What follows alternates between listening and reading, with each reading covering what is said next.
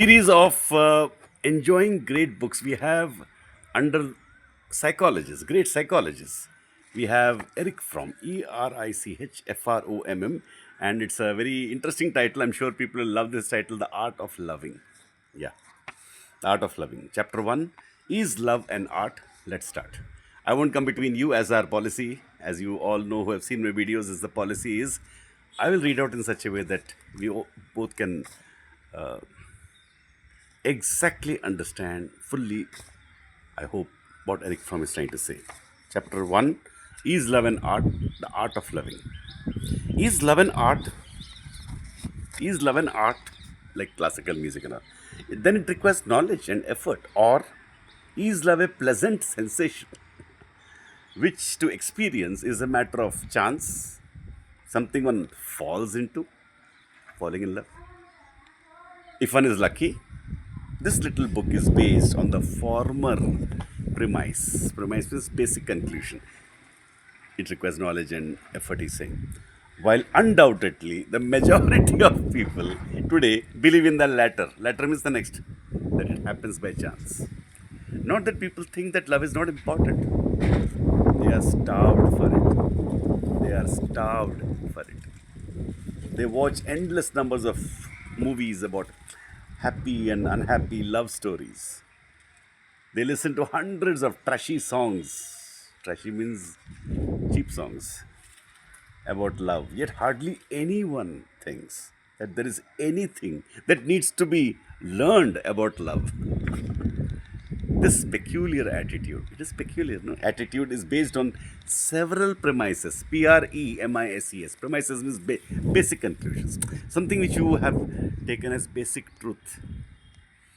This peculiar attitude is based on several premises which either singly or combined tend to uphold it, to say that it is chance.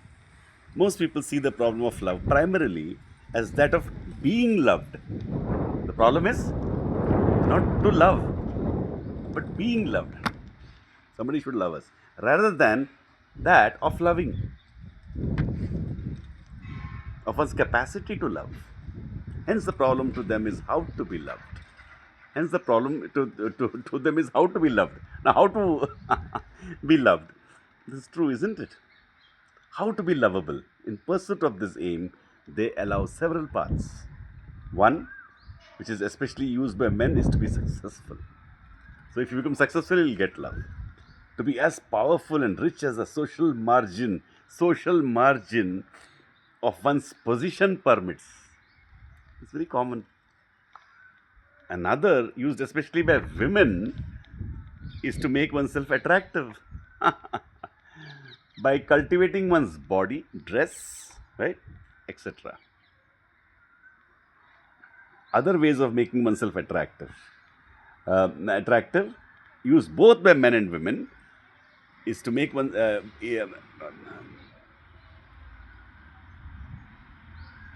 Sorry. Other ways of making oneself attractive, used both by men and women, are to develop pleasant manners, being nice and all. Interesting conversation, to be helpful, to be modest, to say I'm very, very nothing, and influence people, manipulate people. To be helpful, modest, and inoffensive, not to hurt. So if you don't hurt, they will like you, right? Many of the ways to make oneself lovable are the same as those used to make oneself successful. To win friends and influence people, as they say. That's the name of a book, actually. To win friends. You have to win friends and influence people, which means actually manipulation.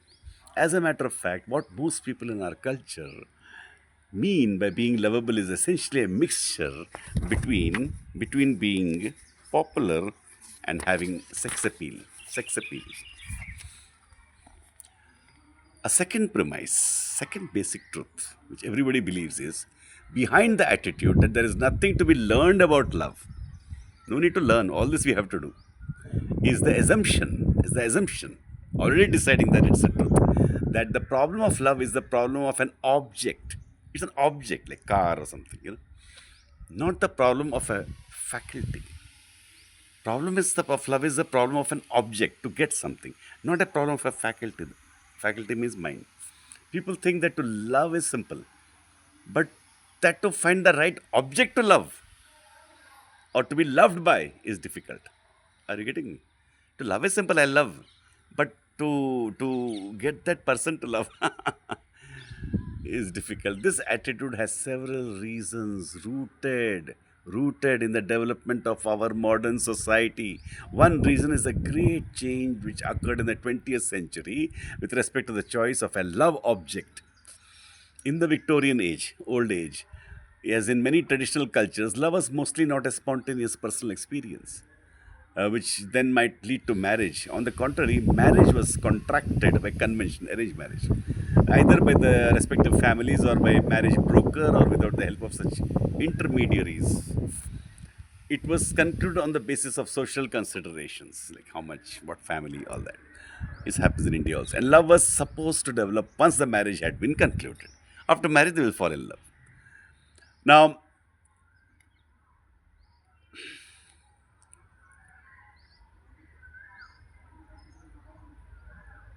in the last few generations, what has happened? Change has happened. Right?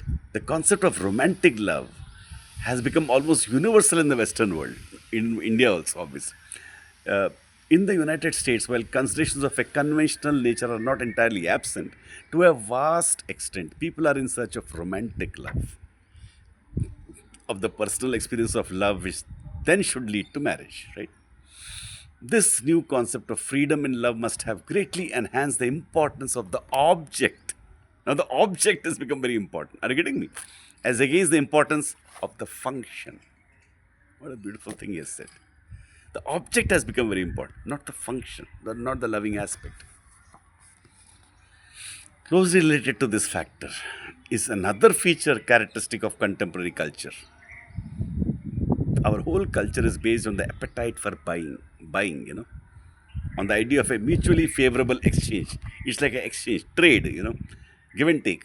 Modern man's happiness consists in the thrill of looking at the shop windows and in buying all that he can afford to buy, either for cash or on installments. He or she looks at people in a similar way. For the man, an attractive girl, and for the woman, an attractive man are the prices thereafter. Attractive usually means a nice package of qualities which are popular and sought after on the personality market. All this is true, but you don't admit it. What specifically makes a person attractive depends on the fashion of the time, physically as well as mentally. During the 20s, a drinking and smoking girl, tough and sexy, was attractive. Today, the fashion demands more domesticity, coyness, shyness, coyness, like girly. At the end of the 19th and the beginning of the century, a man had to be aggressive and ambitious. Today, he has to be social and tolerant, you know, in order to be an attractive package. Where are you in all this? We'll come to that. At any rate, the sense of falling in love develops usually only with regard to such human commodities as are within reach of one's own possibilities for exchange. So everybody decides, okay, this is within my range. They say, in Hindi they say aukad. I'm out for a bargain. The object should be desirable from the standpoint of its social value, and at the same time should want me, considering my overt and hidden assets and potentialities. Two persons thus fall in love. Planned falling in love, this is. Without their knowing it also. Fall in love when they feel they have found the best object available on the market, considering the limitations of their own exchange values. For me, that girl, this is almost like the comedy, no? Often, as in buying real estate, like two bedroom, three bedroom, one bedroom, villa. Often, as in buying real estate, the hidden potentialities which can be developed play a considerable role in this bargain. In a culture in which the marketing orientation prevails and in which material success is the outstanding value, how rich you are, there is little reason to be surprised that human love relations follow the same pattern of exchange which governs the commodity and the labor market. That is a very terrible conclusion and true. It's not because of capitalism, it's because of us. The third error is going slowly. You should hear this video again and again. It's 10 minutes, and I think I'll conclude this whole chapter. We'll have long videos so that you can always break it. You can always stop and then listen. You can take a break, listen again, however you want.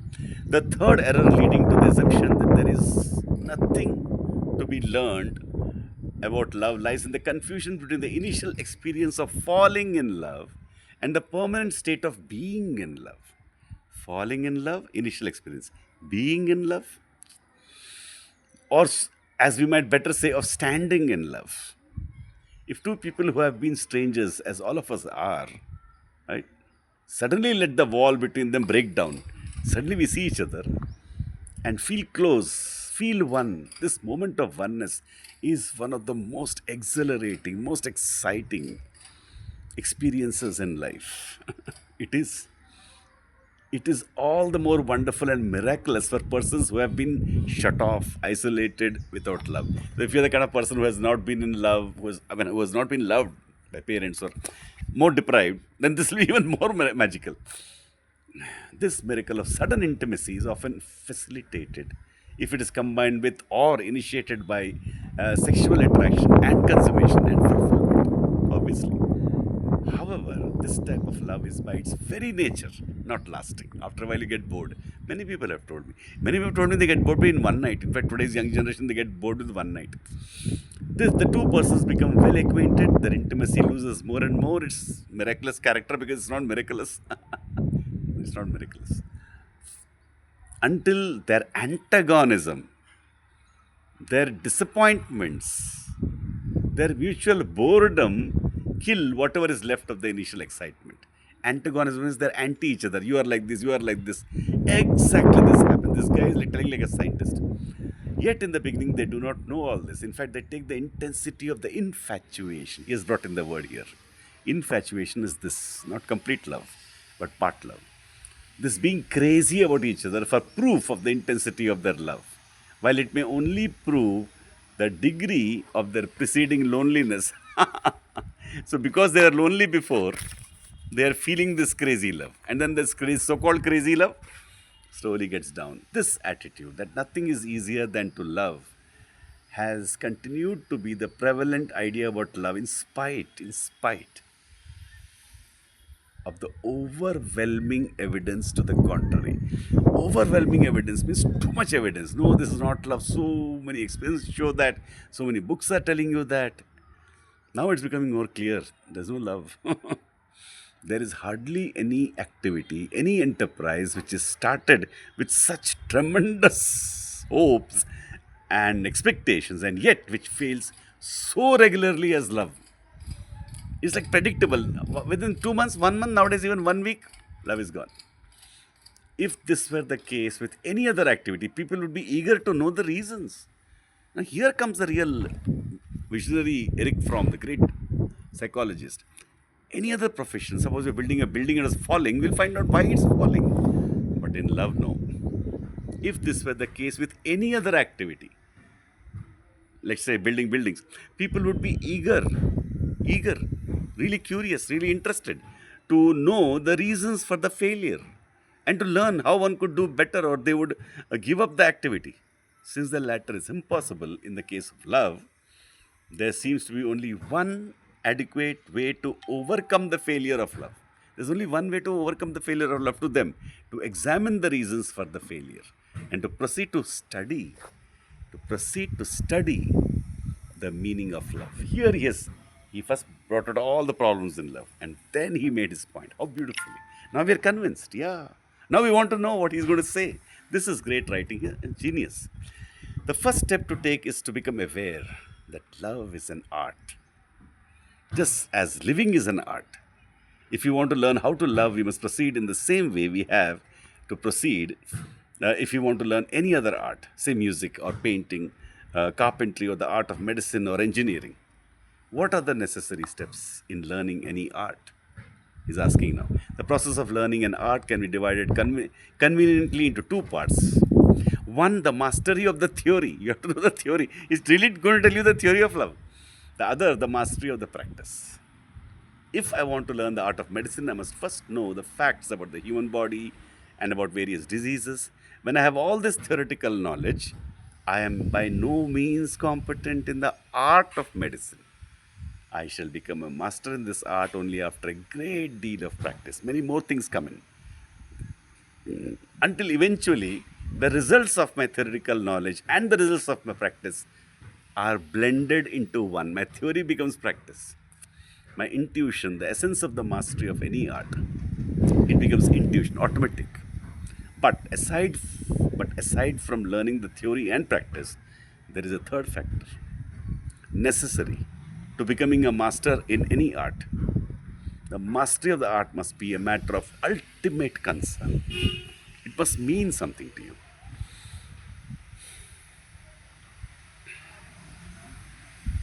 There must be nothing else in the world more important than this art.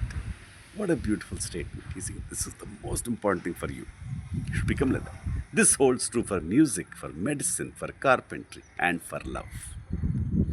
And maybe here lies the answer to the question of why people in our culture try so rarely, sometimes one in a million, to learn this art in spite of their obvious failures, in spite of the deep seated craving for love. They want love.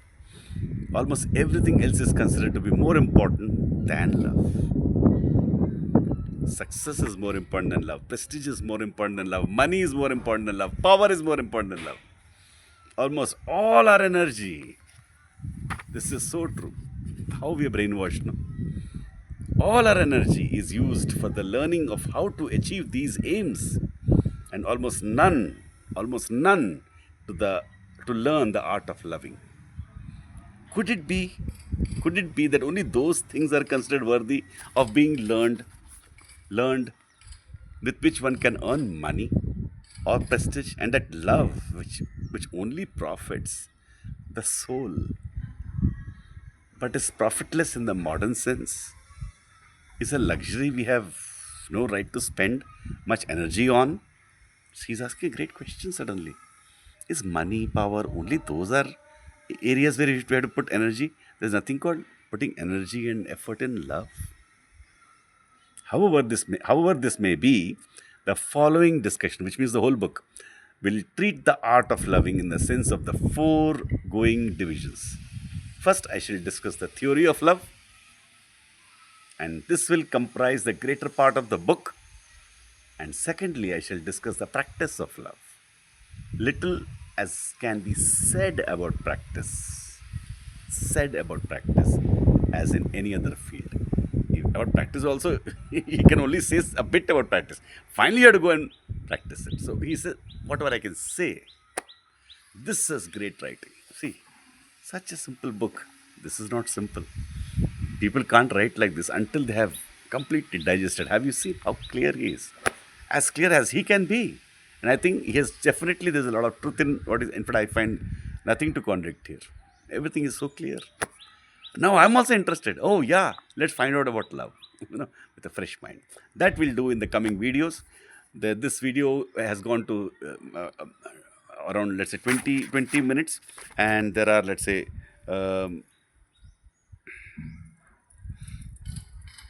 so it's like I think there'll be some, not more than 6 or 7 such videos, not even that, 5 videos. In 5 videos, in just 120 minutes, we'll complete a book.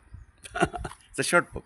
Thank you so much. We'll meet in the next chapter. The next chapter, let me tell you the next chapter so that you look forward to it, is uh, the under the broad heading, the theory of love. Love, the answer to the problem of human existence. He says that love is the answer to the problem of human existence. Thank you.